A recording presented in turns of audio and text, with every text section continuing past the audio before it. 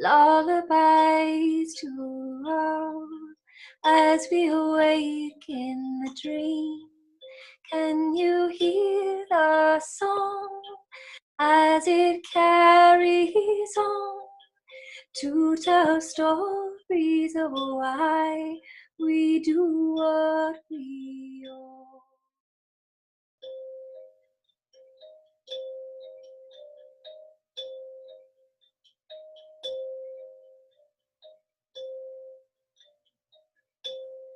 Medicine of the moment, we open to what we can receive. The greatest mysteries unfolding. It doesn't even ask us to believe. It just comes as it does, as we open to the ones, into twos, into threes, until we know all of we.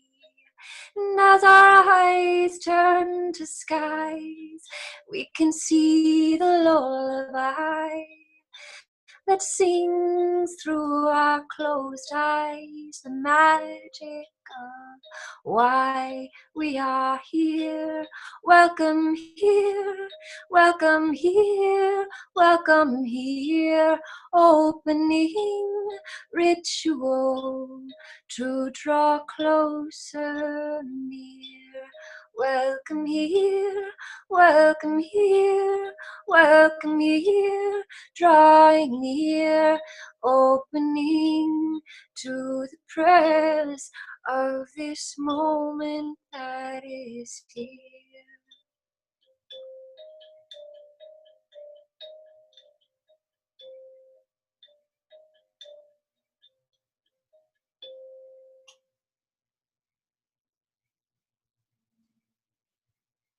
Amazing. Grace. This is Water Eye, everyone, who you can find at watereye.bandcamp.com and get blessed with much music. And I think if she's willing, we'll ask for a couple more songs as we move along. I'm Gemini Brett, and more than astrology is my realm, as is arts of the chart, which I will mention in a bit.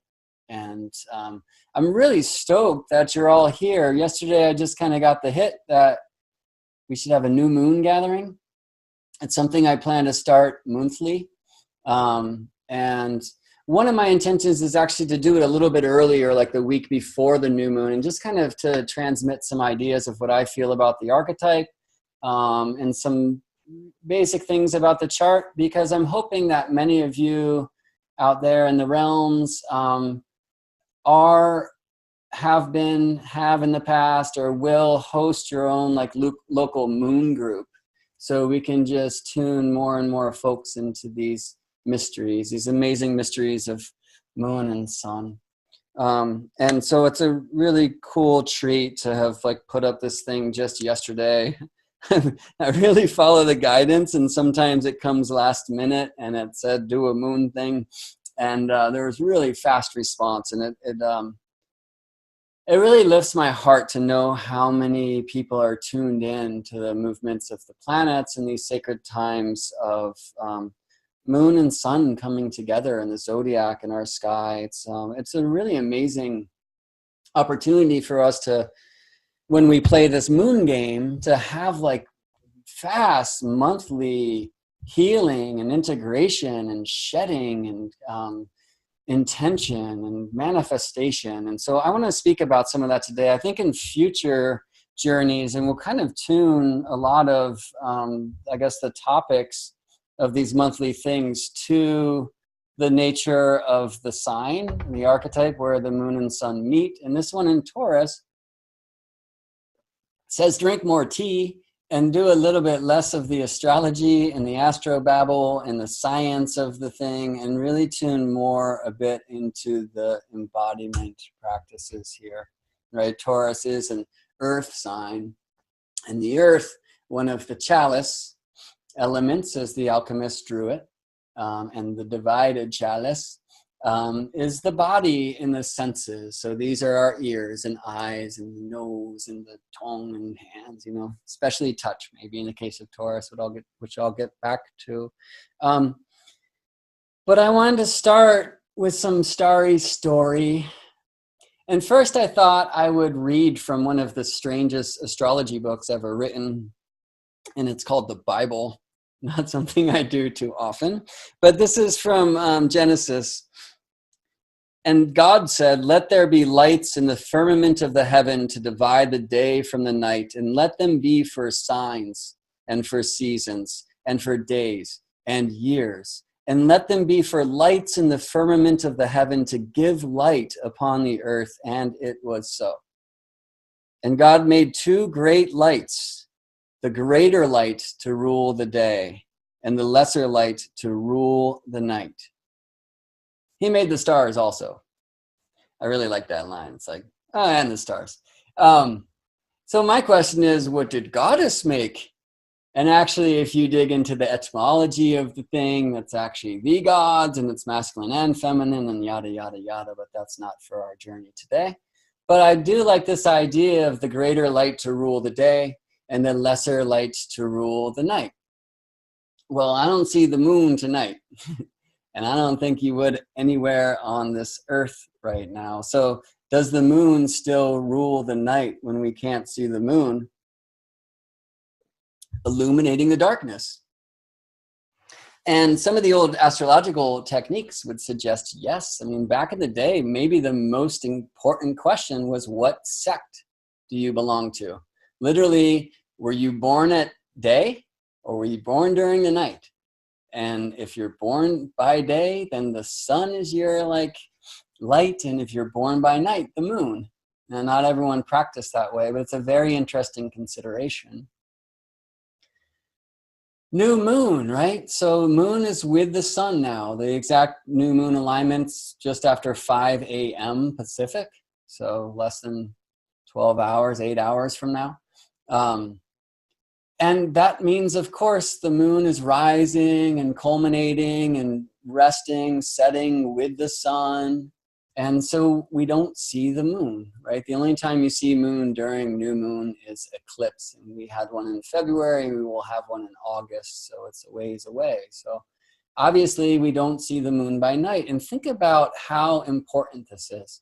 So one of the ways that I really like to transmit astrology is bring yourself back a few hundred years before electricity and before light. And not only because we're speaking a language that was written well before that time, but also because we're participating with physical bodies, physical beings. I mean, even here in these cities, I live in Seattle, right? When the clouds allow, the city lights cannot keep the light of the moon from showing herself. Many of the planets, many of the primary stars.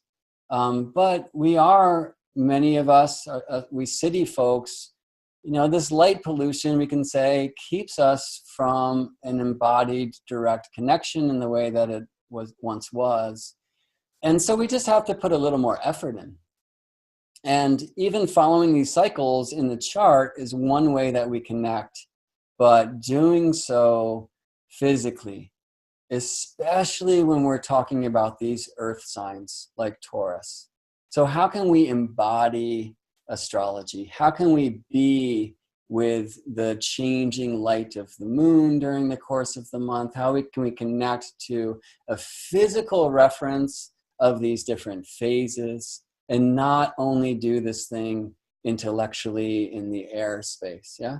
Next month will be Gemini. We can do a little more intellectual, whatever. So the moon does not light the night during new moon. And so think about that a few hundred years ago or a couple thousand years ago. You're not traveling during new moon time, right? I was just down in Sedona. We had full moon and some really high and bright moons. And I was out hiking at night, no flashlight necessary. There was a beautiful bright flashlight in the sky called Moon, and she literally was ruling the night, and there was no worries. And you know that vibe of being out there in this bright light that can't burn your skin and illuminates the world in silver and blue. It's a beautiful embrace, an opportunity to connect to nature in times where, you know, we might be conditioned to be afraid of the night or whatever. However, in these times, the other half of the cycle, new moon times, it is dark and kind of scary out there, and things go crack in the midst of the darkness. And, you know, it's a really wonderful way to find center. So does the moon rule nights during these new moon times? Well, in some traditions, it said the moon was always full some time ago. So I want to tell you this story about how Ganesha lost his tusk. And there's many of them. Yeah, it said Ganesha really loves sweets. And on one particular morning that became the day, that became the evening, that became the night, he was just scarfing cakes and chocolates and everything, you know. And he's just getting bigger and bigger and bigger until he's like wobbly. And you may know that Ganesha rides around on this rat. Yeah. So he's cruising around on his rat, and the rat like can't even take his weight at this point, and it's kind of wobbling out. And suddenly this cobra pops up in the path, and the rat goes one way and Ganesha goes the other way and just falls. And as he falls, his stomach splits open, and these cakes and candies and chocolates are rolling everywhere away from him. And he's quickly grabbing them and shoving them back into his stomach. And this cobra starts laughing. Well, Ganesha quickly grabs that snake and smacks it on the ground, relieving it of life force, and then uses the serpent itself as kind of a tourniquet to keep the sweets inside the stomach now that they've been stuffed back in. And then this new laughter. What is it? It's so much Chandra, the moon, who's looking down from on high in this beautiful full moon brightness, is laughing at Ganesha, and this whole scene of losing the sweets and stuffing them back in and tying his stomach back together with a snake. So Ganesha snaps one of his tusks off and throws it at the moon, smashing it into a gazillion pieces, and suddenly it's dark. And then actually it's just light.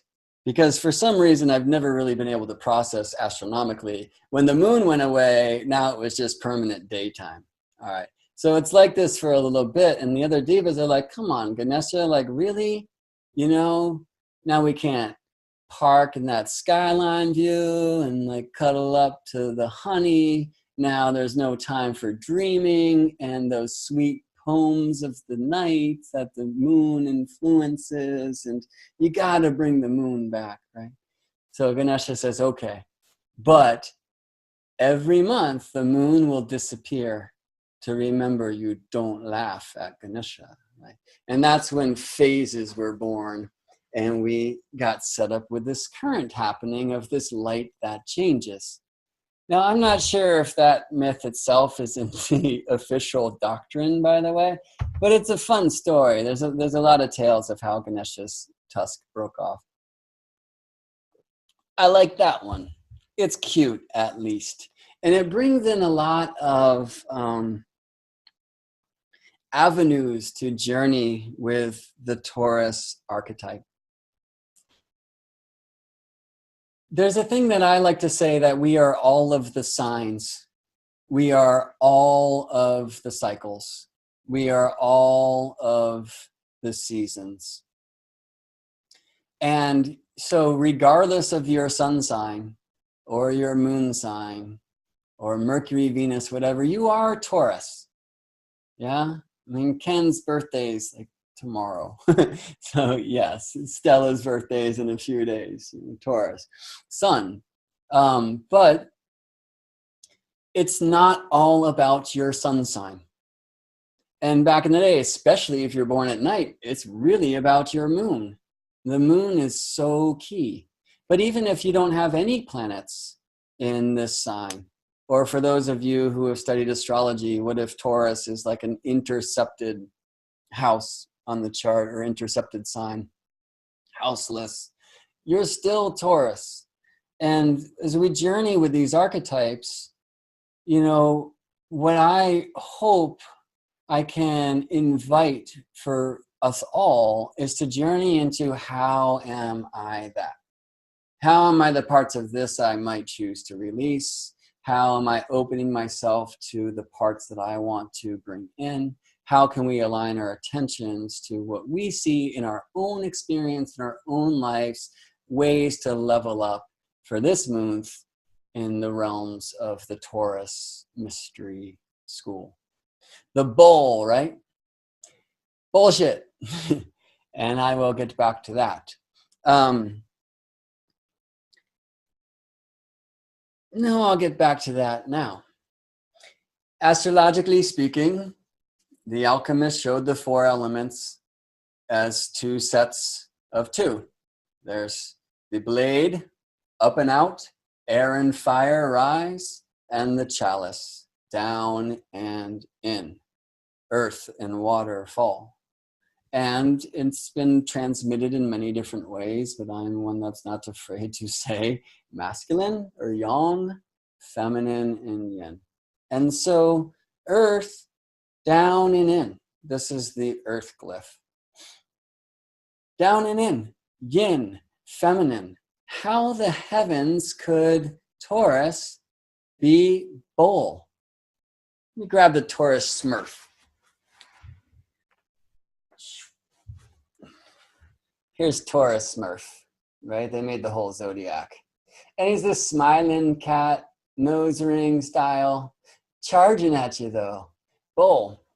And for me, really the true essence of these earth signs, what is the feminine nature then? I have a friend who's a Taurus, who's a man who grew up as a cowboy.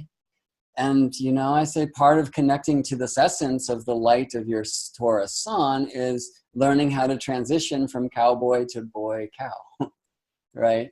And by that, I don't mean bull. I mean cow.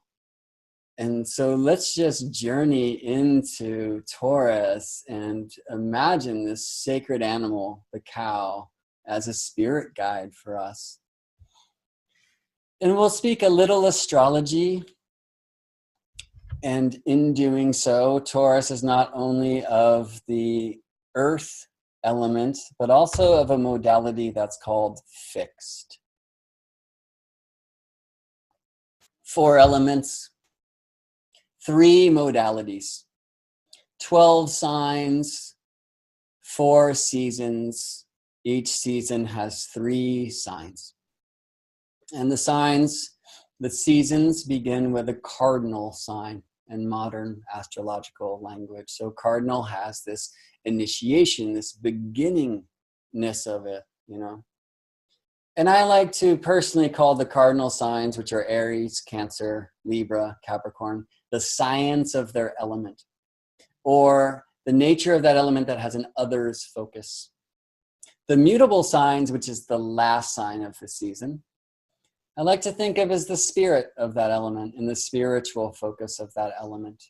So for the element earth, Capricorn, which begins winter, cardinal, beginning a season, is the science of the earth. And the others focus of the earth, the wise elder, the trunk that supports the tree, and the roots that drink deep into tradition. And it's about this world and getting things done and earthing, you see. Virgo, the mutable sign, the mutable earth sign, the last sign, mutable, of the summer season, for me is the leaf. It's reaching for the light, the spirit of the earth. It does the inner work, the photosynthesis that feeds the thing. And I heard this a while ago, not from any astrological resource, but for me, everything is astrology. Art is the bridge between science and spirit. And I really felt there's this truth that the fixed signs are the art of an element. Another thing I could say is if cardinal in the earth element Capricorn has an others focus, and mutable, and the earth element Virgo has a spiritual focus. Well, the fixed sign, in this case for earth Taurus, has a self focus. Service to self growth is something that I was first taught about the fixed signs in the shamanic astrology school, where I began my astrological study formally with Daniel Gemario. And I love that. He actually calls it service to self-interest, and I've brought it to service to self-growth. And this is because service to self-interest, I think, can really get this rap from the others focus of that selfish, from the spiritual focus, that's not spiritual. Okay.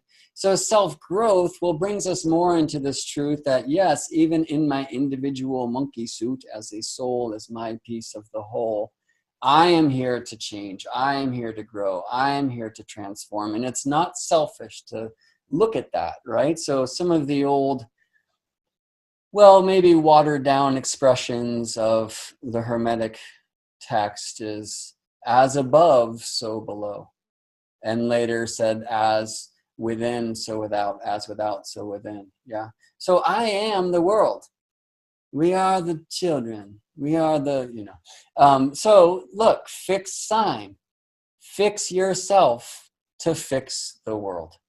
If you are the world, then clearly focusing on your own self-growth will allow the world to grow. Yeah. And I believe the fixed signs, okay, another way we can express the fixed signs is it's when the season is fully fixed in. In the tropical system that most of us Western astrologers use, Aries begins spring. And so the resurrection, days begin growing longer than nights. The light conquers the darkness. You see, it begins to. And that beginning of the spring is a lovely thing, but it is this time, this Taurus time, when the nature of the spring is fully fixed in. And we have some friends from the Southern Hemisphere here. So let's remember that the Northern Hemisphere's fixed spring is the Southern Hemisphere's fixed fall. A lot of the ways that I transmit the archetypes can be true to Northern Hemisphere seasons, and in some ways that doesn't honor our whole globe. And I'm not going to get into the ways that I'm being shown that the zodiac is not seasonal but directional. North is north everywhere but at the poles. Today, that's too heady for us. But I would like to honor the truth that if the middle of our spring is the middle of Southern Hemisphere fall, okay, which would be like our Scorpio, the fixed sign of Northern Hemisphere autumn, there's something in these tribes, these mystery schools, where actually the 12 are 6 pairs. And these polarities, so Taurus across from Scorpio, they are one. Just as hot and cold are both temperature, Taurus and Scorpio are one thing. And in fact, doing each to the extreme can help us find the middle way, which is the goal in all regards. So fix yourself to fix the world. How? Each of these fixed signs, again, the fixed nature of spring, well, spring has sprung, but now at this time, birds and the bees, baby, and flowers. And I was just down at the beach, and where I could see through the trees just a month ago, now there's this beautiful green, leaf on all of the deciduous trees, and Seattle's starting to green again. It's a beautiful happening. And that happens really in this Taurus time, right? So in the Aries time, Northern Hemisphere, beginning of spring, we start getting some flowers and stuff, but it's Taurus when everything just like bam, especially up here where I live. It's a beautiful sight to see. So spring and budding flowers, yeah? Southern Hemisphere, what's happening right now? At the beginning of fall, leaves kind of begin to fall, and at this time, those branches are getting bare. You know what I mean? So Scorpio for the Northern Hemisphere, or Taurus for the Southern Hemisphere, is when autumn is fully fixed in, right? So we often speak about Scorpio as, Halloween, Samhain, the veil is thin, and these kinds of things. We celebrate in the Northern Hemisphere these days May Day, right? Which is traditionally Beltane or Beltane, a fertility festival. Yeah. And this is what's known as a cross-quarter point. Yeah, so if signs, 3 signs in a season, okay, in this case, Aries, Taurus, Gemini, before we get to summer, which starts with cardinal Cancer. Well, it's the middle of the second of 3. That's the middle of the whole thing. Yeah. And we'll speak about this a little bit with the moon and the 8 primary phases and how that fits to the solar map of equinoxes, solstices, and what are called the cross quarters. Because the middle of Taurus is exactly halfway between March equinox and June solstice, right? So there's something about the nature of the season being fully fixed in. And so from a Northern Hemisphere perspective, Taurus is just the essence of spring. And from a Southern Hemisphere perspective, the essence of fall, of autumn. Now, how can we look at both of those times from a seasonal perspective and look at how different they are, polar opposite they are, and find the middle way between the two? Fix yourself to fix the world. And these fixed signs, I find, are the ones that are most muted, discouraged by culture. Because they are signs of high power.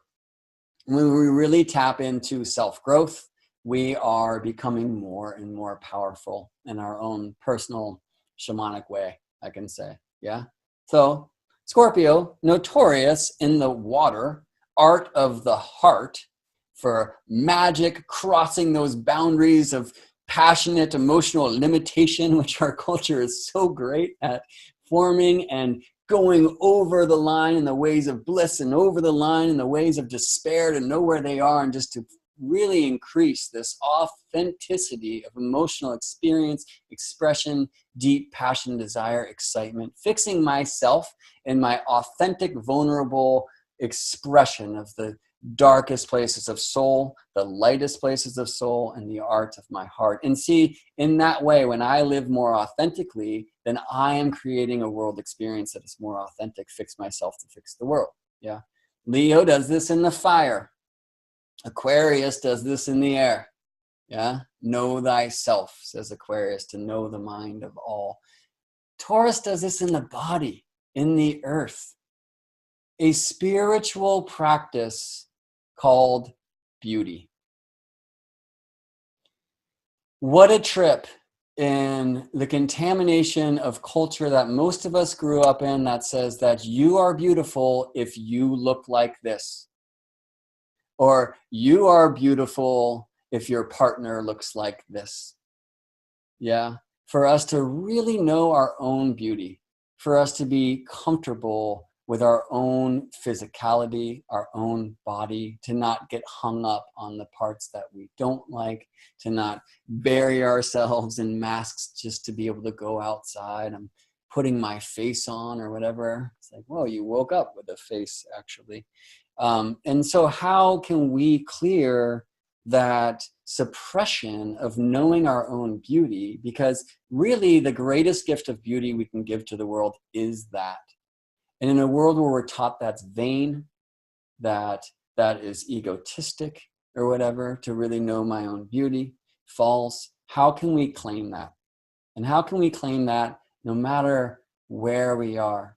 And if, as is true in my case right now, we're not in a great body identity space, what can we shed? What can we release so that we can get back into that realm, right? So this fits in some ways to Taurus intention. So this archetype, not bull, can be, but cow. If bull, I like to say that Ferdinand fella who's like smelling the flowers, you know. Taurus for me as beauty, as a spiritual practice, is the dancer, those flowing lines, in ways yogi, but more like tantra. Intimacy as an art form is one way that Daniel expressed it to me that I love. And really grounding, earthing. So for me, if Capricorn is the trunk and the roots of the tree and Virgo is that leaf, Taurus is the fruit and the flower. And it wants to be tasted and smelled and pollinated. And how necessary is this for the continuation of tree? And just as necessary as the structure from trunk, the water from roots, the light from the leaf, that food, right? How can we make ourselves more available to pollination and fertility and this beautiful dance of beauty when we're told that either beauty will get you in trouble or you're not allowed to be that because you don't look like the scary skeletons on the silver screen? A really difficult thing to grasp. And again, I find it's really these fixed signs, these middle season signs, Taurus, Leo, Scorpio, Aquarius, that are almost the most muted by culture and its weird rules. So Taurus, embodiment, being that fruit, being that flower, stopping to smell the roses, finding that moment now, really connecting to the present of the presence. And there's a great gift in the Taurus mystery schools, which is receiving as giving. And this is backwards from what we are taught, that it is better to give than receive. Giving is receiving. Well, what happens when some beautiful being gives you that massage or even gives you that compliment? How quick are you to compliment them double just to reflect that thing and not receive it? Or how quick are you to say, oh, I just got an hour massage, now it's a 75-minute massage in the other direction? What does the giver truly want to receive for the gift they are giving? Honorable reception. You are a magician with your hands. I feel amazing. I love you. You know, that is when receiving, true receiving, how hard is this for us? Is a gift, is the greatest gift. Very contrary to most of the way that our culture teaches. Yeah. So it's a hard thing for us to claim in this way, the Taurus Mystery School. And how can we claim moment, chilling? How can we be more like the elephant head of Ganesha, the slow-moving wisdom, than that rat that he's riding on in this rat race, you know? The Merrill Lynch bull trying to convince us that Taurus is all about your bank account, as we read in so many, I think, poor transmissions of the astrological archetypes. It is abundance, Taurus, but this does not equal money. Now, money can help us in this regard, yeah? But I'm talking about having what you need to do what you need to do when you need to do it. And it might be carrots and kale, and it might be intimate touch, and it might be true love, and it might be freedom, and it might be the spiritual quest. And we can see this in many ways on the chart. What feeds your soul? And it's okay to eat, you know. And how can we learn? We just saw this beautiful young boy just born. How can he learn to communicate what he needs? I need to be changed. I need food. I need for you to get that thing out of my face. I need some space, you know. I need to be held down so I can sleep in this moment, whatever, right? So when we don't have the language yet, it can be really difficult. And when we're in a world that teaches us that it's not okay to have needs, how can we learn to get past those obstacles and really learn to get into this is what feeds me, to know that and learn how to speak that truth? And that latter bit we'll really be connecting to next month if you choose to join this journey. But for now, what feeds you? And can you savor that? You know, can we take our moment and be present when we eat and not just be on the iPhone and multitasking? Can I really sip this tea and not just flush it down for the caffeine fix? Can I honor the spirit of this plant? and its course and all of this. So that presence, which in a way is like shamanic prayer. What else do we eat besides food, drink? And how is our diet? And how is our shamanic diet, which also includes air? How do we breathe? Are we conscious of this? Can we slow down and really find that pranayama, you know? I can't even say the word. And our impressions. This is the thing that Gurdjieff spoke about as part of our diet. So what am I lending my consciousness to? Am I engaged with that billboard I'm driving by? Am I engaged with the road rage and traffic around me? You know, am I, in my case, this is true too often, falling asleep with some YouTube box right here, preventing me from going into my dreams? And the content I'm often engaging with is not advisable, and I know this, and yet I'm dieting these things that I know aren't so great for me, right? So it's not just Ganesha's cupcakes, right? So impressions. And when we do realign this diet, which I think is one of the great ways that we can set our intentions for this particular Taurus Moonth, right? How can we be very present when we eat? So if that's impressions, well, if I choose my media or if I'm reading a book, how can I really be there and really eat consciously? Because the more conscious I am, the more present I am, better than conscious body consciousness, then the higher of my selves am I feeding, according to the great Gurdjieff, who also said you should feed the moon. So that's a bit of what we're doing here today too.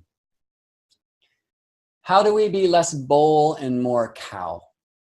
Is, I think, a way that I could express an invitation for release and reclamation according to the tune of the Taurus Mystery School. Now think about the cow. 4 stomachs. It is a slow digestion, you know, just chilling in the elements, you know. And there's a cow, Lakshmi, Hathor, whose image I borrowed for the middle of the chart in the invitation for this journey today, who is goddess of childbirth, of beauty, you know, this mother whose breast milk created the Milky Way. Lakshmi has some similar associations, and Lakshmi, you may know, is often shown with her bag of gold. But again, is that money? Well, if this is about what I need to eat, and not just on a body level, but a soul level, whatever it may be, sure, sometimes finances facilitate that, yeah? Sometimes they actually take us away from that. To ask somebody to please mute your microphone. What about that carrots and kale and love, whatever, you know? So this bag of gold representing abundance. What is abundance to you, and how can we bring more of that in? Is it simply making more money? A question to ask yourself. As I've changed my life to leave mechanical engineer and become astrologer, I've been forced to redefine the definitions of success that were given to me, the definitions of abundance that were given to me. I live this low income life and I'm free and traveling around the world, somehow living as if I'm retired, because every moment in my work is joy. I love it so much, you know? And for me, that is the most abundance I've felt, at least in the career realms, ever in my life. All right, so if I move my head around with this thing, we can see some phases of the moon changing. So let's get back to the moon and the sun. But speaking of bags of gold and money, I was just encouraged by a friend who's here to sign up on Patreon. I create many free sharings and videos, and one thing I'll talk about is this Arts of the Chart video course that I've created. And Patreon's a place where, kind of like a GoFundMe, but a continuous one, you can set different levels of monthly financial contribution for different offerings. So one thing that I'll be offering there is like a moon group where we do journeys like this every month. And then like a moon game group, which will be more of like a tighter knit community where we're actually working on sharing intentions with one another and holding space with one another throughout the course of the month. So that's one of the reasons why I'm presenting this now. So I have a recording that I can show on that thing of what they look like. I'll probably go back in time and do an Aries one there too. And I'll send you more information about that through our Aquarian age internet devices. I mentioned the arts of the chart. Some of you maybe have seen it. This deer, I guess, has not. It's a video course I'm creating that's teaching astrology in a new, very old way, I believe, which is approaching astrology not through the language and the rules, but through sacred geometry, musical harmony, number and nature, and astronomy, the sacred sciences known in the day as the quadrivium. And I'll put a link up on the Facebook invite for the Arts of the Chart playlist. There's 4 chapters up already and you can check it out. So one of the things I'll be offering on Patreon is kind of like guided study groups. So in this free share of can we come together and practice together and reflect and share and whatnot. All right, so one thing I really want to share with you today is this idea of the moon game and how we can, one of millions of ways, how can we connect to the phases of the moon, the light that changes throughout the course of the month for a great unfoldment, for a great release of old ways of the archetype so we can level up into new ways of it. Yeah. And I wanted to find a picture. So Water, do you feel like this is a decent space to sing us a song and bring us back into our bodies and our hearing and things like that? It's always a good space to do that.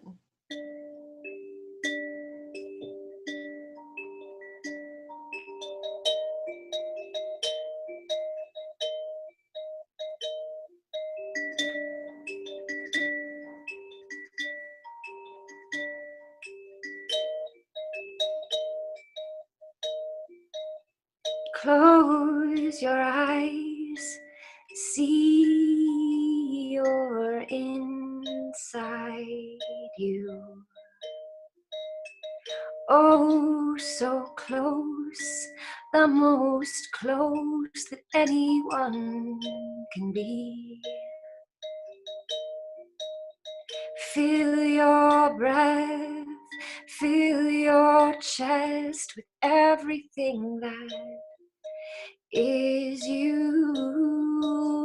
All of your stories, all of your glories, all of your weepings, all of your seekings, for it's all in the mystery, deep within the dream.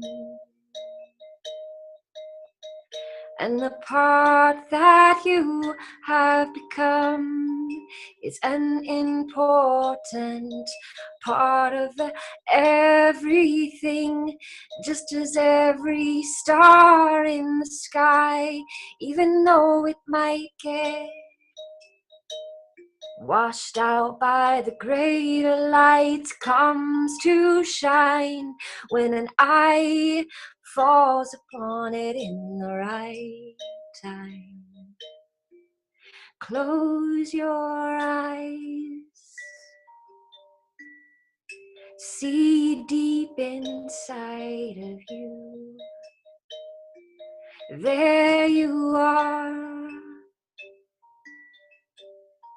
aligning with your truth, and beautiful you are, child of stars. No matter how near or far that you feel you are, you're as close, even closer than your skin.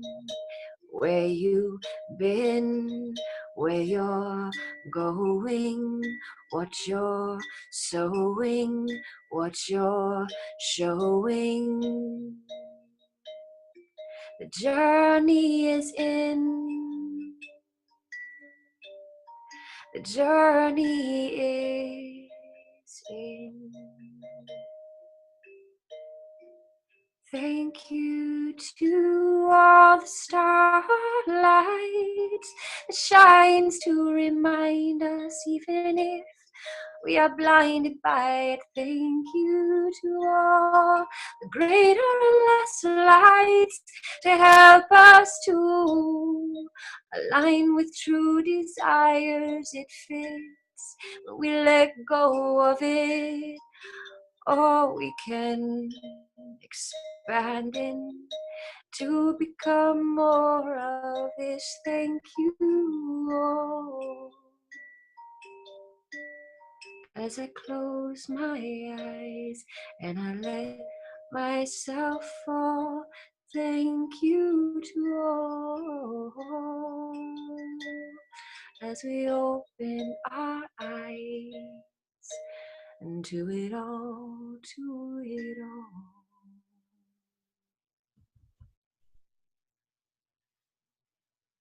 all. Amazing. You may have noticed that many of Water's lyrics in that beautiful transmission were keyed to the words spoken already today. And that's because one of the magical medicines that water carries is to be able to transmit the song of the moment and these themes. One of the really incredible things that she does better than anyone I know is like this almost freestyle form of composition in the moment for the moment. So if you see Water play, she'll often ask for 3 words from the audience and create a song that you swore she's been singing for a decade. And Taurus, for me, really carries this beautiful connection to art and to abundance. So shower water in abundance. You can find her at waterai.bandcamp.com, and I will share that link in this group, and you can buy her albums there and support her amazing music. And she's a welcome cohort that I'm very honored to have blessed me with her presence at many of these journeys in the past and hopefully in the future and in this present moment now. So to be able to really sit and receive a song and open our ears and our heart and our body and to move, this is one of these Taurus themes that's so hard to connect to. You know, when we're running around on the coffee buzz, just trying to get to the office or whatever it may be, right? I'm gonna honor another artist that is on the line with us, I believe, in this moment, who is Severn Bremner. Severn sent a few options. I'm actually modeling one of her pieces now. I was thinking about dressing up and getting into my highest beauty for this transmission. And in a sense I have, but I also just chose comfort. I met Severn a little while ago. For some reason, I brought $40 to this event where I poured tea, and there was this $40 sweater with an image of the Philosopher's Stone. And I've been studying and teaching sacred geometry, and it was like, that's for me. And it's organic cotton and beautiful. And you can find Severn's clothing line, I believe, at Chi, like QI, strings. And I will share that link eventually on this page as well. And maybe we can just take a moment. I'm going to mute my mic and just gaze into this beautiful artwork. And instead of processing mentally, you know, what do you see, categories, whatever, just experience this painting.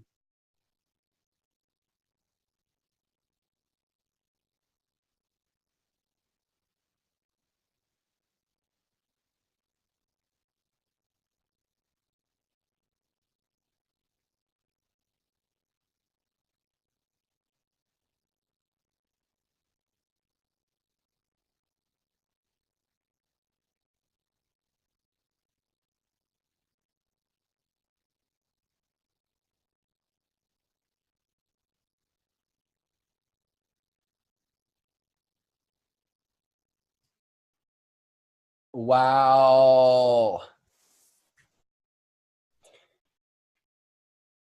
Now, I'd love to describe everything I just felt and experienced, and I plan to do that at length later this evening. Peacocks are an amazing symbol of royalty and beauty, and the Greek tradition sacred to Hera, Queen of Heaven. And I love the cosmos at top and the earth at bottom, because there's this marriage of heaven and earth going on. But one of the things I will direct your attention to bring us to the moon game, and to Taurus as well, is earth, sun, moon. Now, you can lose this trip and think that the moon is beyond the sun from Earth's perspective, but this is impossible. And of course, that's open in the realms of artistic transmission. But what I'm seeing here, imagine that you are at the top bit of the Earth that we see, and it is spinning towards you. That means the sun is setting. And it will spin towards you, and you standing on the top means you will move further away. The sun has set, and then the moon will set. And we see this beautiful waxing crescent moon. In so many traditions, that is the new moon. Hello. All right. So I'll share that particular piece and also Severn's art website, so you can gaze at many of her magical creations. They are endless journeys, I find. And I'm honored to know so many great artists of so many forms too. I think that's one way in this month where we can really connect to higher levels of Taurus, is to connect to our art, whatever your art form is. And I'll speak more about that. But I want to speak about this Taurus glyph, right? Which is the circle and above the crescent. It's amazing. Taurus, all of the planets and modern glyphs are composed of 3 elements alone: the circle of spirit, the cross of matter, and the crescent of soul or consciousness. And what I'm finding through my sacred geometry study, and I reserve the right to change my mind, and this is not in agreement with most of the astrological traditions and many alchemical traditions, etc. But what I'm finding is that sun is spirit, great mystery. I like to call it the key of your soul song. And that the moon itself is soul. And that the sun reflects itself into soul. So sun is spirit, the indivisible, the all that is. It can't divide itself into these gazillion pieces. It reflects itself, adapts itself according to the transmissions of the emerald tablets of Hermes to create these reflections of soul, an infinite amount of phases and micro phases of the moon. We all have our unique soul. But as we can see from here, and only here on Earth, moon and sun are the same size. Soul is a reflection of all that is. Now, Taurus is actually the only glyph of the 12 astrological signs that is also composed of these 3 elements that create the planet glyphs: the circle of spirit and the crescent of soul. Because it's a sign and not a planet, I don't really believe that's what it's showing us. I believe what it's showing us is simply the sun and the moon. And this is why of the options I was given by Severn, I chose this particular piece, because we see that here. We see the sun setting and the moon just above, okay? In the astrological language, I will get a little technical, I guess, languagey. The sun is said to be exalted in the sign of Aries. And the moon is said to be exalted in the next sign, Taurus. And so if you think about, in a case of an Aries sun and a Taurus moon, okay, they might be one sign. They are one sign away from each other. They might be exactly 30 degrees of zodiac away from one another. And that's about the time where we receive the light of the moon. Okay, so what we call new moon Yeah, moon meeting the sun, literally coming between the earth and the sun, and therefore blinded by the sun's light. It rises with the sun, it reaches with the sun, it rests with the sun, it roots with the sun. We do not see the moon during new moon unless it's a solar eclipse. The new moon in so many ways is like the no moon, isn't it? The dark of the moon. There's a lot of ancient prophecies around the 3 days of darkness, right? Well, from Earth's experience, this happens with the moon every month. The day before new moon, the day of new moon, the day after new moon, you will not be able to see the moon's light unless there is an eclipse, and therefore only from specific places of Earth and in that moment of the eclipse itself. Yeah. So for Earth's experience, we have 3 days of darkness in seeing the reflection of sunlight through the glorious light that changes the moon every month. And in a way, our new moon is no moon. So many sacred traditions, Ramadan ends not at new moon, but when you first see the crescent emerging out of the darkness. Many old calendars were tuned not to what we consider new moon, the exact conjunction, astrologically speaking, of moon and sun, same degree of the zodiac. But once the moon separates far enough from the sun that we get to see that emerging beautiful crescent we've all seen, sliver crescent after sunset, right? Some traditions call this Diana's bow, or Diana, goddess of the moon. Artemis is shooting arrows back at her brother Apollo, the sun. Yeah. As he's setting, here's that beautiful sliver crescent of Diana's bow. And that in so many ways is like a proper new moon experientially, when we can see this moon emerging from the darkness, which incredibly in this case is the light, right? It gets into the womb when it meets the sun, and then it's reborn and we can see the moon again.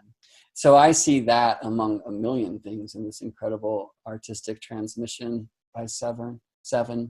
And I see that in this glyph of Taurus: sun, circle of spirit, moon, crescent of soul. And literally at that place of the visible new moon, the sliver crescent, Diana's bow, sun sets in the west, and then we see that beautiful crescent moon. And in so many ways, our journey now begins visibly. The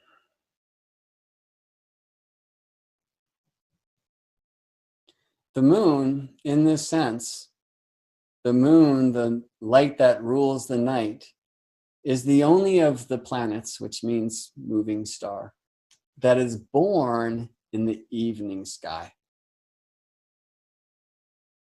Venus has this 584-day dance with Earth and Sun.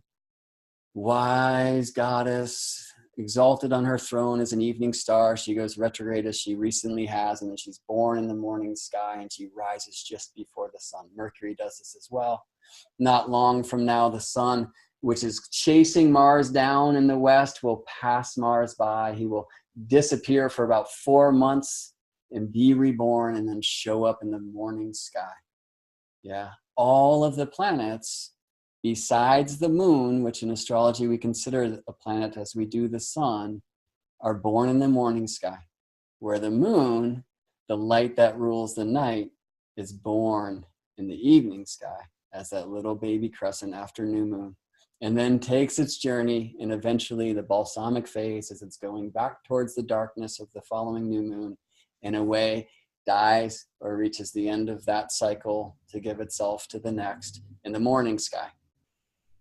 The moon is an amazing teacher in this way, of what I will call the same and the different, as one of my friends, Gary Caton, transmitted it to me. And that's a tale for another time, I believe. But the moon is one of the greatest teachers. Why? Because she moves so quickly. And so if I just follow the sun, Beetle style, I can get about 30 days of every sign and really tap in. And in a way, when we're following this lunation cycle, which is not just sun, it's not just moon, it's moon and sun, the lunisolar cycle, the phases of the moon, we get that much time. But during this course of 29 and a half days, which is called the moon synodic cycle, new moon to new moon, the moon will move through every sign very quickly. She spends about 2.5 days in a sign. So she's a very fast teacher if you want to connect to the feeling of the archetype. She's also an amazingly fast teacher of what in astrology we call aspects, because you can see them in the moon. And these are themes that I will be getting deep into other times. We'll use some pictures and we'll use some charts to do that. We might look at the chart a little bit today and look at what are considered kind of the primary phases of the moon. But for those of you who have been studying astrology for some time, maybe you've already done this, maybe you haven't, you can see aspects in the moon. So when the moon gets 30 degrees from the sun, some consider this not to be an aspect, some call it the semi-sextile. You see that sliver crescent. That's what semi-sextile looks like. She waxes further as she distances herself from the sun. She moves into what we call in astrology the sextile, 60 degrees from the sun. Let's show 60 degrees. So if the sun is here setting, new moon, or the very crescent moon here, 30 degrees semi-sextile, once it gets to the next leaf of this beautiful seed, 60 degrees sextile, and that's this waxing crescent moon. And so you can literally experience, feel, see in the light of the moon's phase these weird geometrical things that we call aspects. You can take it out of the memorization game and you can start embodying it and reflecting upon that. Because when Mars is sextile Jupiter, for example, you're not going to see this reflected. You can feel it in your body, 60 degrees, if you point one arm towards Mars and one arm towards Jupiter.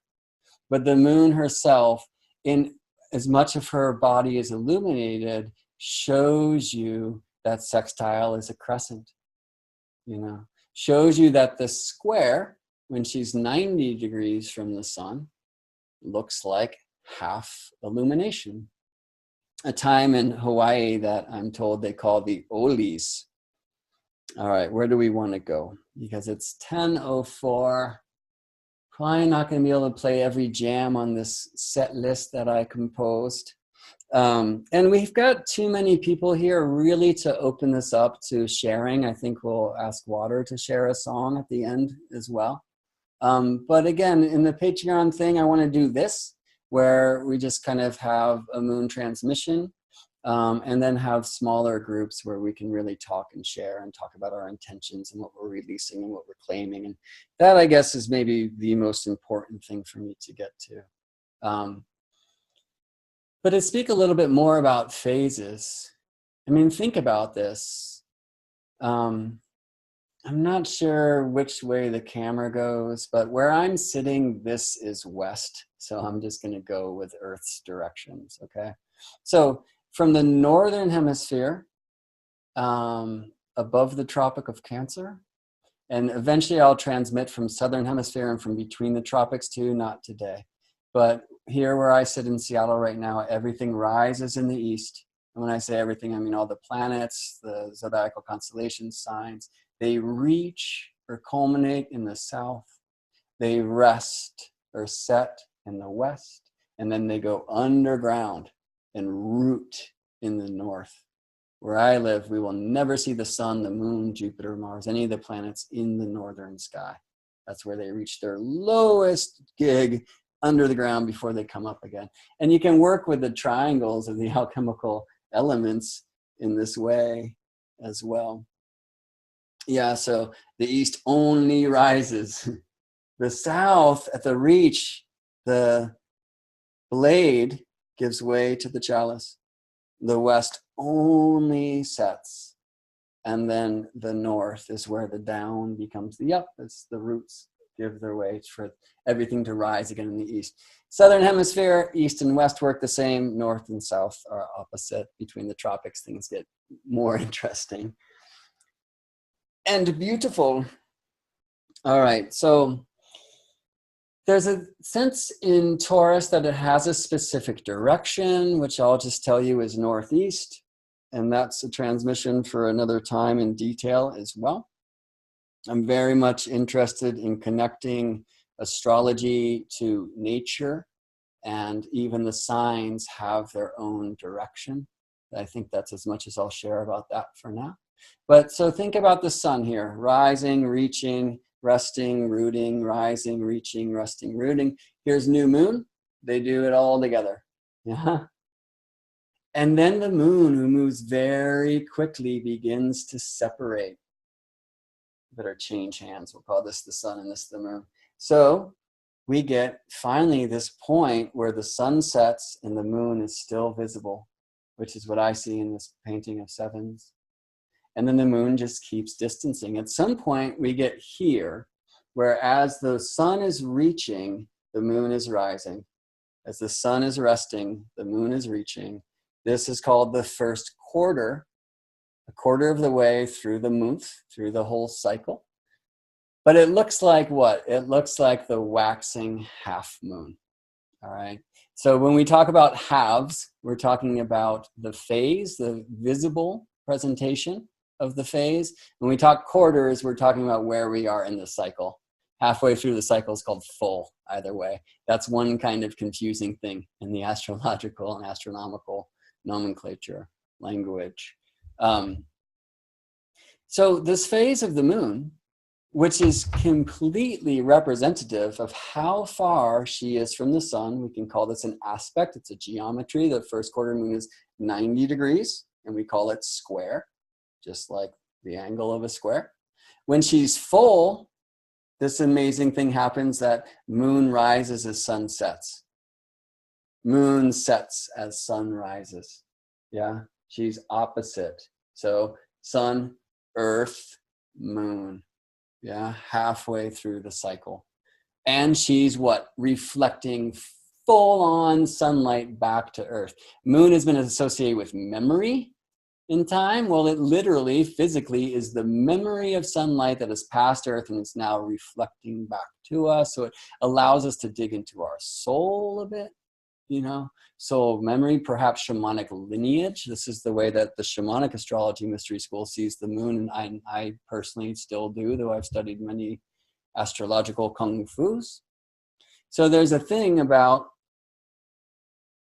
when I meet fellow members of the Gemini moon tribe, it's like, whoa, we share this note of soul.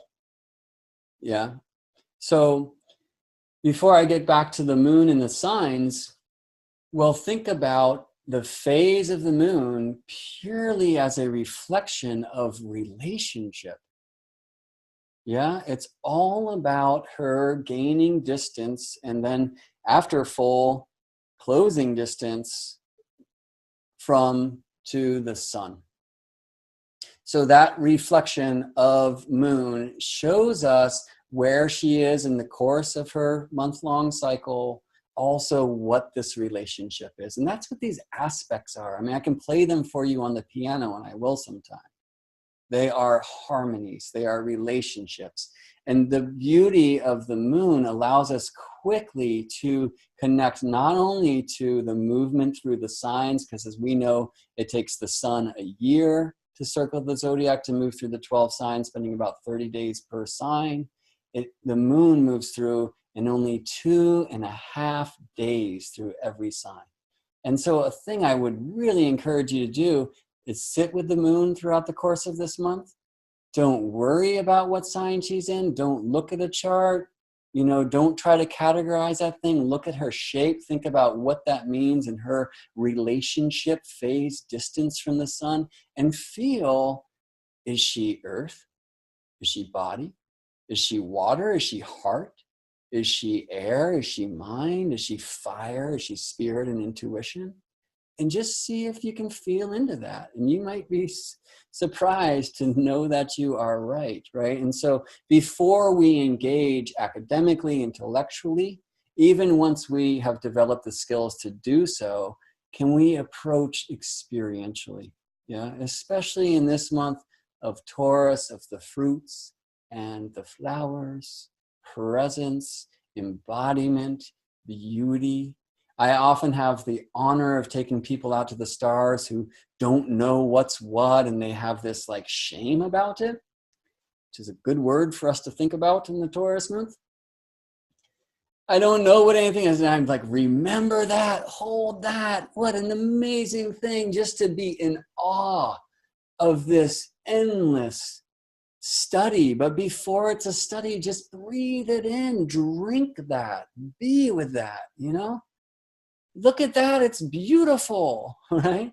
And so I'll just tell people, hey, there's a planet, which one's which? Don't worry about it. Be with one. Let's have a journey, and I'll play the drum and see what happens. And then I have the opportunity, like asking a child in some senses for wisdom, and allowing myself, if I'm courageous enough to understand that they know more than I do, I can be taught, well, what do I get to hear from somebody who sits with Saturn not knowing they're doing so, not bringing that projection of the mythological malefic who castrated his father and, and ate his babies and Grim Reaper and all this business. And I so often hear in this case about Saturn, well, it's this grandmother who's teaching me about the cyclic nature of time and these kinds of things. All right. So I didn't mean to dance with Saturn just then, but I love that transmission. And I think it's really important for us to, as children, with wonder in our hearts, to engage with the living sky and not to try to figure it out, and then apply the intellectual. And you, I believe, will so often confirm that what you are feeling is actually also true according to the language. If we go language first, it's kind of hard to step into that present feeling. This is very hard for brainy dudes like me to just be out there and to experience what's going on without categorizing it and losing myself in what I think should happen, which might prevent me from experiencing what is happening, right? So in this month, more than anything else, especially if you choose to kind of continue this journey, this is a month to experience, to be, to not worry about what's what this sextile, trine, whatever it's called, what star that thing is that the moon's aligned to, whatever, right? We'll get to that. But right now, that's beautiful. That feels heavy. This makes me kind of sad, And to go there, maybe journal it, but maybe even more than journaling it, which is earth, right? Pencil and paper. Dance it, paint it, sing it, laugh it, cry it, be with it, and really just art it, embody it. Yeah. If this thing makes you shake, shake. Don't worry about why, and maybe keep note, and then later we'll confirm why. One thing about journeying into that weird Saturn story, which is great, is this idea of cyclic time. Yeah, we can fall prey to division. And so we have 12 moons about a year, right? 12 new moons about a year. And just do, okay, this is the Taurus new moon, next will be the Gemini new moon, next will be the Cancer new moon. And we forget to bring the wisdom of the last journey to the next one. We put these punctuation points, we draw these lines and separate this thing. But no, it gives to the next. And so as we cultivate wisdom, as we release, reclaim, cultivate wisdom in this cycle, part of the point of that is so that we can come into the next and grow and grow and grow and keep the spiral moving, rather than just drawing a circle and then another circle. Do you see what I mean? So that's one thing about this moon game journey. And that's why one of my intentions is to transmit these things, not the day before new moon as I am right now, but like the week or a few days before. So not only do we have time to kind of set these intentions before the great moment of planting seed. And I, again, really hope that something available in my sharing will be encouragement to go out for you to have your own moon groups and to share. And this is something I say often and haven't yet today. I'm not here to teach you my astrology ever. I'm here to further remind you how to remember yours. the greatest gift that I can give to the craft herself is to welcome people to bring their original thought, feelings, experience, art back to this ever-evolving form that I love so much called astrology. She evolves, she changes too. And she's not going to change rapidly by me trying to make a bunch of me's. It might go in the other direction. She's going to, the greatest gift I could give is to bring her these many individuals who all contribute. And I just love, I know some of you are great astrologers. I've received readings from some of you, and I'm super honored that you're on here. Thank you. And we who follow the movements of the planets are astrologers. So whether you know the names and you know the language or whatever, this is a way that you are devoting your energy, at least in this present moment, and I honor you for it. Present moment, because that can't be more of an important thing for us to align our intentions to in this particular Taurus cycle. I recently got lost in Joshua Tree, and it was terrifying. I was in the middle of what's called the Wonderland of Rocks with no end in sight. I knew I was walking the right course. It was a cool opportunity for me to practice what I preach, which is knowing the directions by day or night. I had the opportunity to call in crow and to kind of work on these shamanic things that I've been studying to get some guidance from nature, which worked. But at one point I sat and I stacked a herm, right, which is one of the names, Cairns, for another one of stacking stones. And one of the traditions was to build herms for Hermes, the wayfinder, the god of the crossroads, travel guide, I like to say. And see, the thing about that is, you know, if you're stressed out in a fear place and you try to stack stones, they just Jenga, you know what I mean? You have to get present in that practice. So these different kinds of practices that bring us into the moment help us connect to the moment. If I'm totally terrified, I'm lost, the sun's going to set, I don't know where my car is, I don't have enough clothing and food, I might die out here, I sit and stack stones, suddenly all that's gone because all that's in front of me is the stones. I find the moment, I make myself available to receive the message, and then I did. And I lived to tell this tale about it. So practices of moment. What is this yoga for you? Is it an asana practice? Is it channeling a song of the moment, as we just heard Water do? Is it creating beautiful paintings like Severn does? Is it a dance? Is it a choreography? I think this is a wonderful month to just have practice yoga around momenting, feeding the moon. All right. So in the phases, and eventually we will speak about all of these different phases. Eventually we will speak about the moon moving through all of the signs, feeling the elemental shift, feeling the shift from cardinal to fixed, immutable to cardinal, these kinds of things. We'll speak about the moon aligned to stars. Is a different course of the moon's orbit around the Earth is 27.3 days on average. It's called the moon's sidereal of the stars cycle. So as the moon aligns to the Pleiades here in a couple days, she'll align again to the Pleiades in 27.3 days. You won't see it because the sun will be there at that time. But because the Earth also moves, or from Earth's experience, the sun also moves, it takes 29.5 days for new moon to new moon, which is called the synodic cycle, the meeting cycle. And it's the lunation synodic 29.5 day cycle that gives us phases. It's the 27.3 day sidereal cycle that gives us moon alignment to stars. And there's astrological traditions that are more star-based, and astrological traditions that are more tropical, seasonal, what I like to say directional based. I believe we should honor all of them. But one thing I encourage you to check out, and this is from the Vedic tradition, which is not my practice, but what is your nakshatra? Okay, and I'll put a resource on the page too about that. I really enjoy this guy, Dennis Hartnell, who's actually provided his book on the nakshatras free. One of the Hindu traditions is kind of like where the moon was aligned to the stars. There's 27 of these different what are called lunar mansions, nakshatras, determines your course.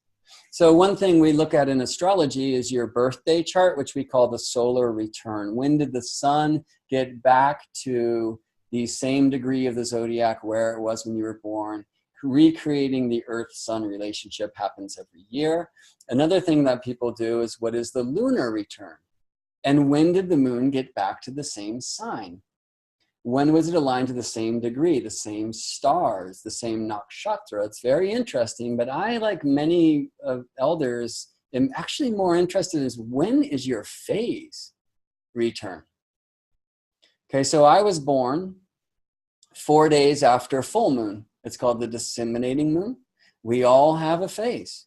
You might have been born new, waxing crescent, first quarter, which is the waxing half, whatever, you know, balsamic, the darkness of the moon. And that happens every 29.5 days. And it is such a joy now. It happens in a different sign every month. It doesn't happen in Gemini, where my moon was when I was born. But every month, 4 days after a full moon, I see the shape of the moon at the time of my birth. It's this incredible soul retrieval that's available monthly. And I really encourage you to know not only all of the phases of the moon, you can draw them, but really connect to the shape of the moon at the time of your birth, even if it's the dark moon, right? Or the full moon. Now, the full moon really reflects sunlight. What reflects Taurus light better than a Scorpio full moon? And so here we get those polarities, these signs across the chart that help us find Earth here in the middle, in the heart. Yeah. And that's something we'll speak about more.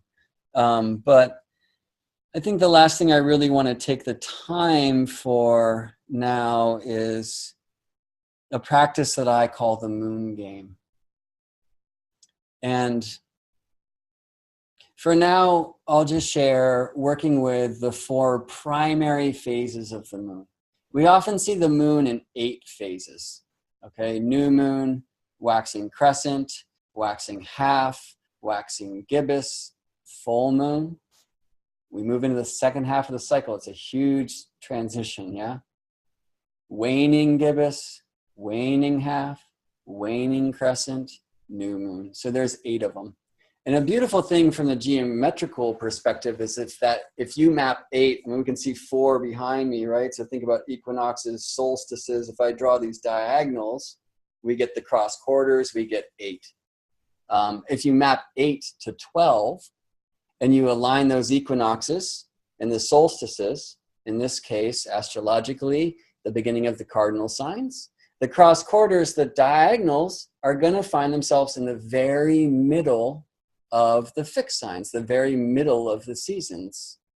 Beltane, Lammas, Samhain, Imbolc, the cross-quarter holidays usually aligned to the goddess. And this is a place that we'll go deeply another time. It feels like maybe part of the Cancer transmission.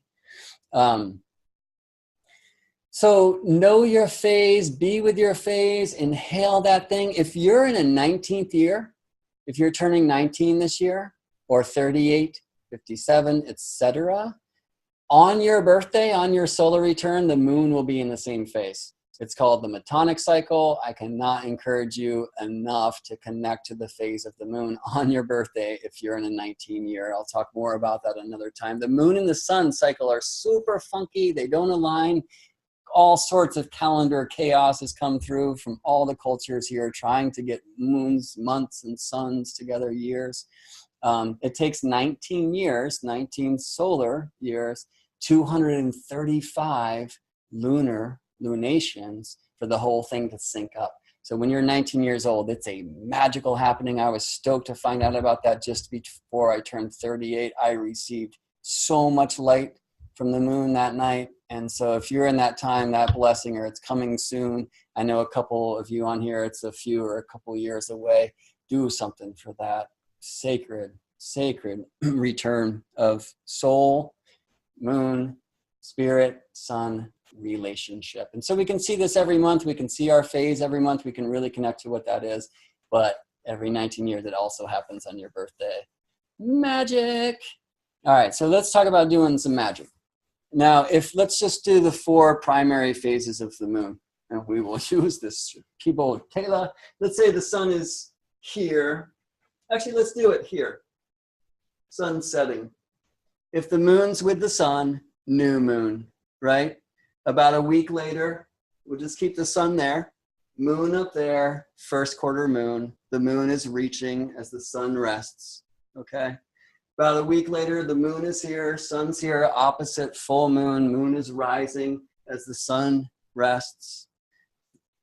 Third quarter moon, down here, the waning half moon, rooting as the sun rests, rising as the sun roots. Okay, these are kind of known as the four principal phases. And they've been expressed in many ways. For me, and I should just suggest maybe a couple texts if you do want to get academic in this month, a brilliant transmission from one of the greatest astrologers in recent history and probably all time, Dane Rudhyar, The Lunation Cycle, which he wrote with his wife. And I'll share that link on the page. Another one that I just finally took off the shelf after buying it when I saw Rhea Wolf speak some years ago is this book, The Light That Changes. Brilliant, mythological, amazing. So those are a couple texts you can check out if you want. I'll share with you the way that I've played with the moon game, that the new moon tomorrow, 5 a.m., is seeds, intentions, okay? So what is my intention for this month ahead to kind of clear out some bowl and bring in some cow? To clear out some rat race, money grab, and bring in some earth's pace, abundance. To clear out some stubborn, bullheaded, that stuff, and connect to moment receiving. Okay, so Epicureanism, another beautiful word of the Taurus Mystery School, being with your food, and that food that brings you pleasure. Who cares if I order the same thing at the restaurant every time, if it's what brings joy to my heart and makes me feel nourished and well fed? Will people see that as stubborn? Perhaps. Yeah. And maybe I'm preventing myself from going to something that I'll enjoy even more and might be better for me, whatever. Yeah. So where are we in those places? Where are we fixed? When can that be stubborn? Or when is that simply fixing ourselves? Because I know this is what feeds my soul. I know I like to be kissed like this. You know what I mean? So these are things where we could just journey into what's keeping me from finding a level up in this way. Slowing down. What's keeping me from slowing down? So maybe I can't quit my job today and take myself out of the rat race, but maybe I could give an offering for the month as I align my intention. And I believe that Taurus actually has the greatest gift of manifestation of any of these 12 signs. So it's a fun time to start this particular journey. What is manifestation? We create our reality. How? Say you're calling in a lover. You know, you've been single for a bit, you've worked on yourself, you're ready to bring in the beloved, right? So many traditions will tell you, make the list. He's got to be 5'9" to 5'11". He makes this much a year. He's passionate about his work. Blonde hair, brown eyes. That's rare. Whatever, you know. And people make these lists, you know. And I sit with people at this tea table all the time. It's like, oh, I made the list and he came in. It's like, yeah, tell me about him. Well, he's short, dark haired. It's like, wait, I'm looking at that list. And yeah, but he still applies, right? And then when they break up, it's like, he was none of those things. Well, why are you putting all these things on the list? You know, there's a really cool Facebook post I read today, and I'm loving tracking it. If you knew you were going to meet your absolute love of the life soulmate, but you only had 30 days with them, and then it goes away, would you? And for me, the answer is yes. And I love that they're talking about basically the cycle of the moon. Why can't I have many loves of my life? And so a lot of people are like, no, that's the worst, the heartbreak, whatever. It's like, I don't know. I think that would help me grow, and just to know that type of spark, what an amazing thing. And wouldn't that teach me actually that there's another love of my life that's available? So it sounds like maybe I'm trying to break the rules of the question anyway. When manifesting with body, with senses, what's in the body, the heart, why make this list? Why not just transmit an invitation through how you know you would feel if you were held and comforted and supported and made love to? Yeah? Embraced and cared for the way that you wish to be. That feeling of having someone that can actually receive what you have to give and can see you for who you are and makes themselves available to you. What does that feel like in your heart? What does that feel like in your toes? You know? And so this is a Taurus, I feel, or earth way of intention setting, of manifestation. It is literally extending an invitation to spirit, universe, whatever you want to call this. This feeling is what I choose to align myself to receiving.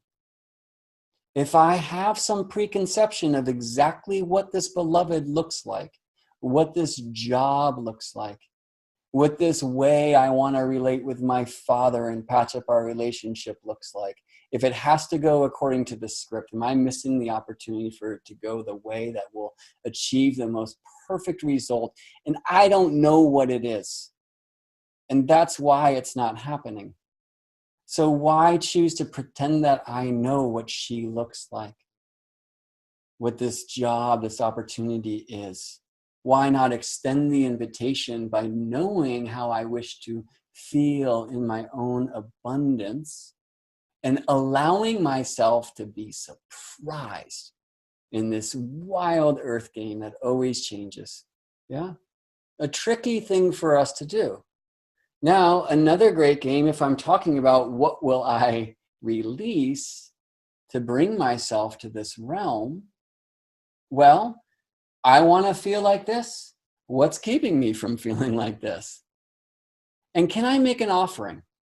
Okay, so say my intention. And if we bring this into words, which maybe will be more of the next month, Gemini, word magic, or if I even bring this into my body, maybe I can dance this. Yeah. Maybe I can actually develop and choreograph my own dance of what this abundance feels like, creating a new part of this dance every day for this next 29 and a half days until the cycle completes, but doesn't, gives itself to the next one, you know? I am prayer. Okay. So I am aligning myself. Actually, forget that. I am receiving true abundance in the form of sacred love from the highest beloved. Right? I am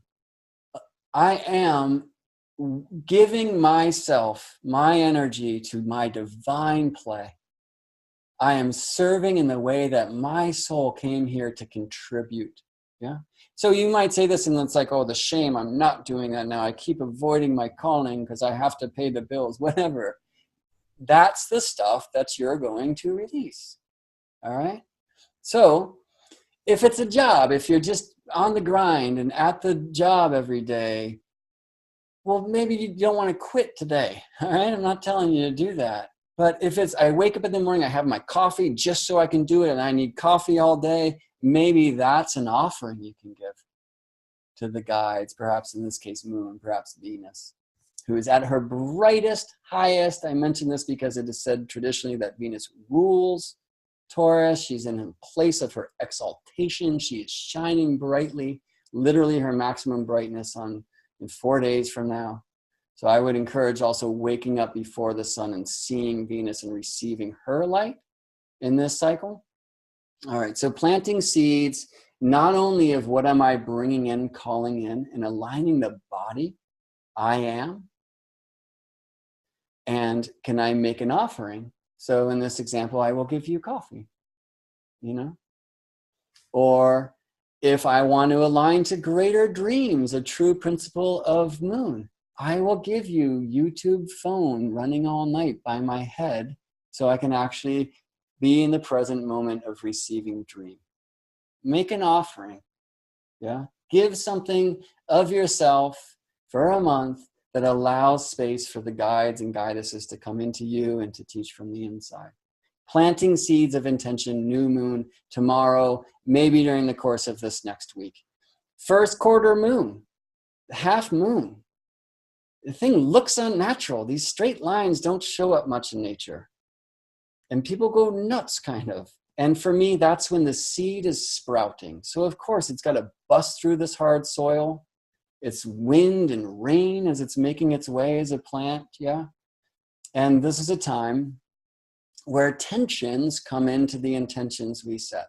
Now, when I'm fully aligned to the moon game, typically my experience is that they have nothing to do with the intentions I set.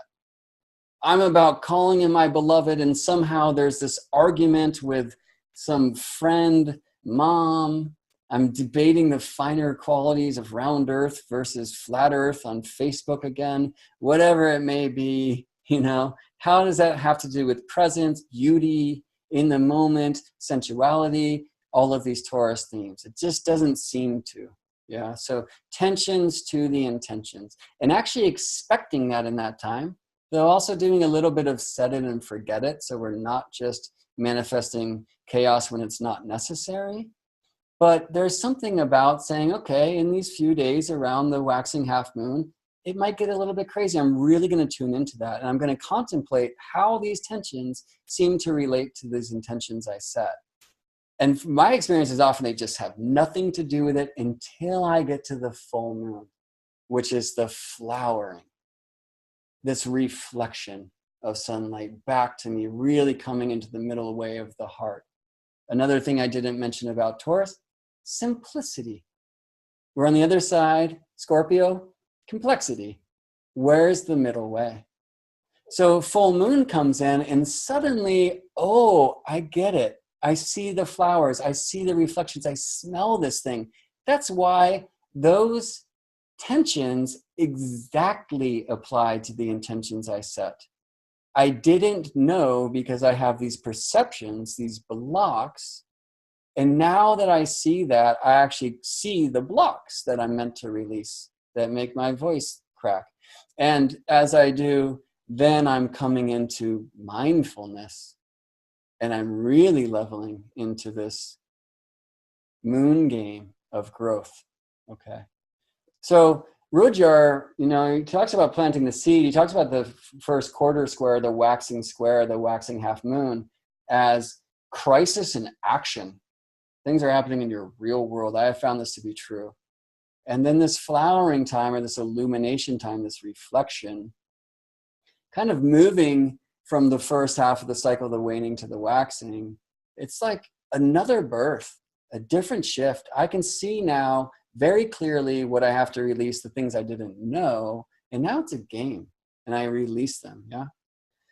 Coming into the third quarter moon, the waning half moon, he called it crisis in spirit. And for me, seeds sprout, flowers, fruit. And so what has to happen between flowers and fruit? That thing needs to get pollinated, fertilized. The flower gives itself to make way for the fruit, feeds the tree by composting itself into the roots. And here forms this fruit of wisdom which holds the seeds. Any fool can count the number of seeds in an apple. Not the wisest being can count the number of apples in a seed. Knowing I don't know what will happen when I play this moon game or a Mercury game or a Venus game, or I align myself to the sacred cycles of the planets, is the greatest gift I can give to myself, to receive teachings that I have no idea about. Rememberings perhaps too, yeah? So why is this a crisis? Here, 3/4 of the way through the cycle. Well, I've gained fruit. I've gained wisdom. What's going to happen? Or maybe I didn't. Maybe it just withered on the tree. Maybe some hawk came and ate that thing. And that's all beautiful too. Can I eat that fruit of wisdom and not just clutch this core? Think about how great I did. And have the courage to release the seeds. Release that core so it will compost back to the earth and new seeds can grow. So how can I bring this Taurus cycle to the Gemini cycle? So in future experiences, we'll look at the chart. We'll look at where the new moon is. And in this case, it's in the 7th degree, 6 degrees and change of Taurus, and where the first quarter moon, where the full moon is, where the third quarter moon is, how to apply that to your personal chart to tune in a little bit more on an individual basis of where this might show up for me. One thing I would encourage for you, and you astrologers already do this, you are new to this study, could be a great way to get to know the houses. Which house for you is this new moon in? For me personally, Gemini rising, Taurus is my 12th house, which I call the waters of the womb. It has all sorts of drama of karma associated with it. We'll really journey through the houses eventually here as well too. But I have 12th house intentions. How can I even know what I'm supposed to release from this place that I can't see?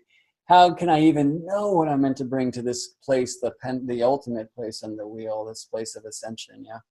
So really releasing myself into that. So where is Taurus in your chart? Where does a specific new moon align to your planetary aspects in your houses? These are these kinds of things that will develop when we really dig into the astrological language. But the most important thing I felt I could express today, and kind of why I'm glad I'm starting with Taurus, is embodying this and being with it, noticing it, dancing it, painting it, singing it, yeah, arting it, and momenting it. And finding that stillness, which is such a treasure. Yeah. All right. So one more look at the set list here. I think I'm going to end with a short story. Well, one other suggestion. So in releasing, retrieving, magical principles of destruction and creation can be an amazing gift. Yeah. So offering, sacrifice, composting, again, I give you coffee as I receive the direction of my ultimate service. I give you whatever. I give you the internet by my face when I sleep so I can receive the dream, whatever, right? So that's not as much destruction and creation, but you can go hardcore that way. If you really know what you're releasing, and isn't it usually the case that we know more about what we're releasing than what we're calling in? Yeah. Have a fire. New moon sunset tomorrow, and the whole sky lights up in that beautiful sunset fire, and the moon's there setting and we can't see it. Start a fire, write some things down, let them burn. And don't expect immediate results, and really, really try. It's impossible for me not to expect how the result will show up, or you might just miss it. All right. So the last thing I want to do is tell this quick story. And Water, just nod if okay, because I can see you. Will you sing a song for us, maybe? Maybe this story can find its way into your wise words of improvised medicine. Apollo, the sun, brilliant, beautiful, chiseled, the god of music and harmony, and divination and truth, incursed by 2 of Cupid's arrows. One shot into the heart of Apollo, ensuring that he would love desperately, deeply, and desperately, because a second arrow that said he would never be loved in return. Story after story of Apollo chasing the beauty down, and these magical happenings that would prevent her from connecting to this love and intimate touch. And one of my favorite, Daphne. Daphne was not interested in this beautiful, musical guide of truth who was chasing her through the woods, and she prayed to her father to keep her from being captured. And as she prayed, as she set these intentions and they were heard, her pace and her run slowed, and her skin began to harden into bark. And this beautiful nymph of the woods became the tree we have come to call Daphne, which, as far as I'm concerned, smells better than anything ever. And here is these wonderful paintings of Apollo embracing this woman becoming a tree. But as much as there's pain in this story, think of the beauty. So there's a Daphne outside my front door because last year I parked my car running to a talk I was going to give, and I opened my door and I just froze because I smelled this fragrance. What is that? And I just described the smell to a friend. She's like, that's a Daphne. We need to plant one at your house. Okay, cool. And I got to get my hands in the soil. Another thing we can do in this month, in this Earth month, yeah, to really get to know this process and to be with the Earth. And so I have this 4 element ceremony that I do pretty much daily, where spirit cup here full of tea will go into this goblet I have in a southern window, because the south is where the fire, where the sun reaches its height. So during the day, that sacred water is being charged by the fire. And at night, I give it as the sacred water now charged by this light of Apollo to Daphne, Earth. And then I smell her fragrance, you know. So I can connect the 4 elements this way. And it's one way where I can help Apollo bring his love to this beautiful plant. But every day, the sun, he, she gives light to these beings of Earth, including us. Yeah. So finally, some Taurus words: grace. Some Taurus words: guilt. Some Taurus words: gratitude. Some Taurus words: shame. Some Taurus words: abundance. Some Taurus words that might help you align to that which we're calling in. And this one, as they all do, applies to all of the mystery schools: forgiveness. Yeah.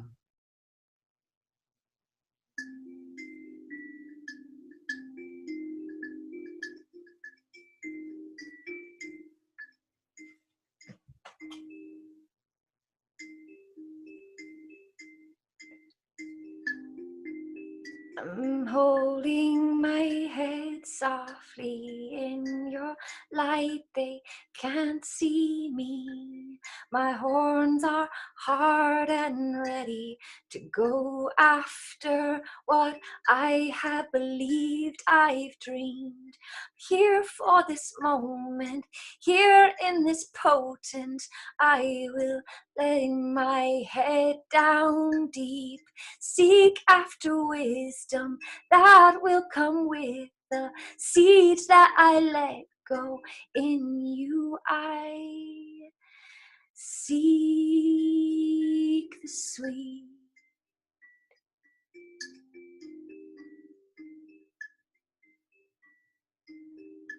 I will find the balance of my talents that is found within your eyes.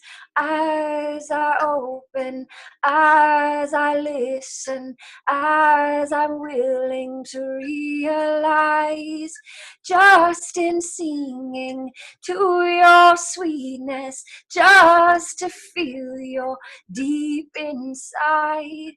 So all I can feel and desire is complete when I combine my mind, my heart, my eyes, just in the blink of your sweet thighs. I find a breath, an expansive rest, when I trust that I will rise.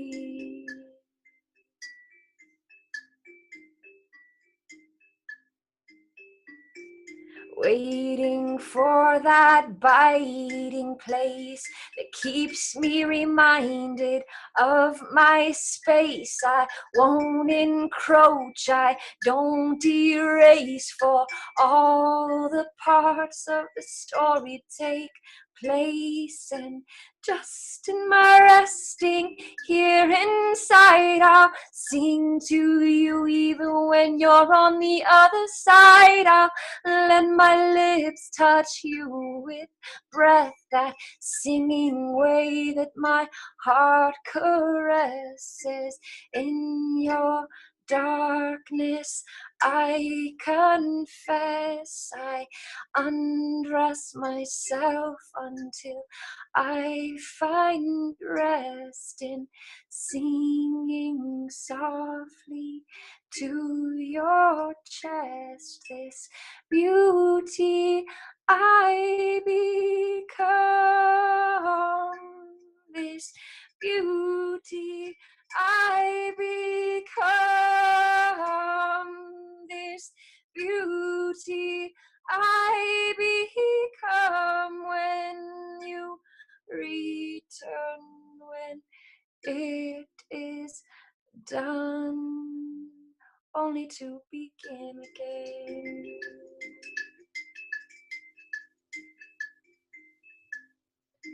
Plant your seeds, even water with your weeping. Plant your seeds and keep to your keeping. Plant your seeds and let go of the needing. Plant your seeds and awaken to your dreaming. Planting seeds of open me. Planting seeds of my body, planting seeds of golden dreams where my horns can rest and my milk can feed. Magic. Thank you, Water. So welcome. Hmm. Thank you. Thanks everyone for joining. Again, I'll share some links on the Facebook page here. I'd ask you also, if you're interested in participating with this moon thing or the arts of the chart teachings that I'm bringing forward, there'll be some different offerings on Patreon for different kinds of learnings. If you would just send me a message on Facebook, I messaged all of you, I think, this link with your email address, and I'll add it to my mailing list. I've sent out 2 mailings during the course of my career, so have no fear of overabundant spam. But it's something I'm encouraging myself to do, opening to sharing more, and more, I think, I guess, consistently earthing. Couple more things, just from a shamanic perspective. One more resource. I feel personally the greatest transmission of these archetypes, which have kind of been starved of their feminine nature. The Shamanic Astrology Handbook by Daniel Jamario and Kaylin Castell, which you can find at shamanicastrology.com or on Kindle for like $10 for the latter. There's also at shamanicastrology.com, you can find Kaylin's 12 Tribes CDs, which is a music journey and kind of bringing through language and ceremony these 12 archetypes to see them all in us. So I'm a Scorpio, but how am I Taurus? Yeah. I have a Gemini moon, but how am I Taurus for the case of this month? And 2 shamanic practices: wake up before the sun and be with Venus. And just receive her light. She's so bright and beautiful, especially for folks in the Southern Hemisphere right now. And be with the moon. So finally, this practice that Gurdjieff, which I don't understand so well because he's such a high teacher, I haven't quite connected yet, but feeding the moon.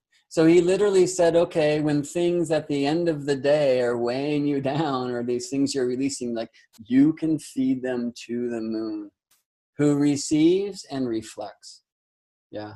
And in fact, it is your responsibility to, because the things that you do not give to the moon at the end of the day will stay with you for the end of the lifetime. Whether this is true or not, I can't say, but I can say that I've had an amazing growth through just knowing that the moon does not feel anger at me giving these things to her that I'm releasing, because she'll reflect back to me the other side of that which I can be receiving. And maybe you'll find this practice is true for you too. If there's other practices you find in your moon game that you would love to share, please do so on this Facebook group. Eventually I'll find a way for us to share them in a maybe more consistent format. And again, I really, really, really appreciate your presence. What a present, you spending these moments. When I put my magic bracelet on, my prayers, may the wisdom of these beautiful beings speak through me. And I hope you've heard yourself reflected in my weird words. There were some new ones today because of you, and we heard them in Water's transmissions and saw them in Sevens. And thank you again to all art and creation. And when I take this off, the prayer is, may this have confirmed what you have always known, may it have opened new windows of contemplation, practice, and play, and in true Gemini fashion, may it have brought more questions and answers. So from my heart to yours, thank you for drinking Astrology with me. When this thing becomes consistent, it will not be at midnight East Coast time. Extra thanks to you out there who stayed up late. Nighttime is the right time when it comes to the moon, though. All right, folks. Salutations from space and love and planets to you. Thank you for giving your time.